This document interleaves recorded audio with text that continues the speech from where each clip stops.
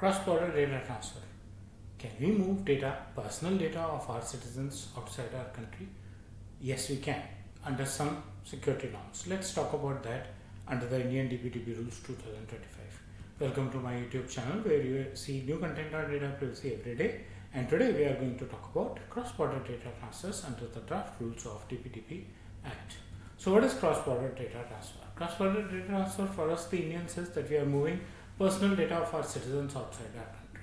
For some or the other purpose, it could be purpose of processing. If you think that the processing outside our country could be more economical than what is inside our country. We have multiple offices and we want to share personal data of our Indian employees for some internal processing to outside employees, outside offices, maybe Europe, maybe America, wherever they are. Or we are trying to use cloud service provider services hosted outside our country, right? So these are some of the examples where you would need to transfer your data from India to outside India. What does the law say? The law says that it has to go only to a trusted jurisdiction. Countries that are approved by the Indian central government or maybe by Data Protection Board of India, yet to be formed. The qualification criteria for those countries would be the kind of data protection laws that they follow in their own country. Do we have, as the country, do we have international agreements signed with those countries? And the concerned data has to be within national interest. So if there are certain countries with which there is a violation of our own national interest, then we will not be allowed to share personal data with those countries. The receiving country should follow data protection standards, and if in case it is sensitive data, it would be mostly not allowed, but in some cases, depending on the sensitivity of the need of transferring, the fiduciary can take special approvals from the Data Protection Board of India to transfer such data. Fiduciaries would need approvals and permissions for that. The fiduciaries would need to follow a very strict grievance redressal mechanism. They would be responsible for any breach that happens outside India in those countries.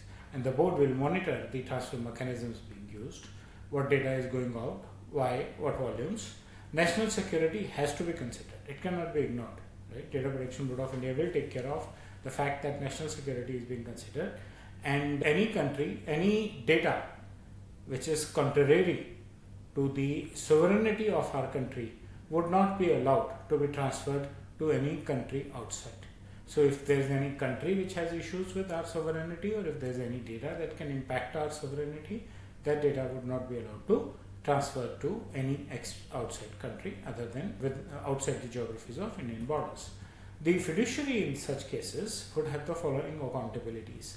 They need to perform a transfer impact assessment analysis that includes analyzing the laws in the receiving country, the transfer mechanisms, the security mechanisms that you are using while transferring the information, they are part of the approved list of the board, Data Protection Board.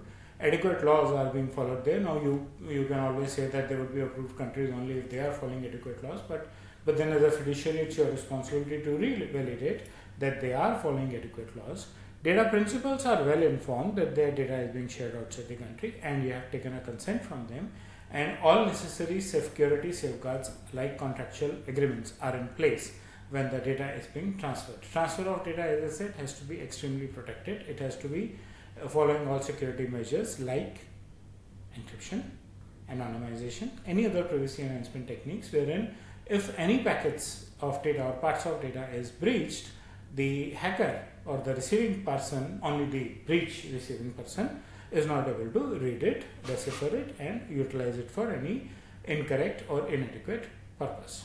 The safeguards contractual agreements internationally, as per GDPR, they sign standard contractual clauses if the data moves out of Europe to any other country.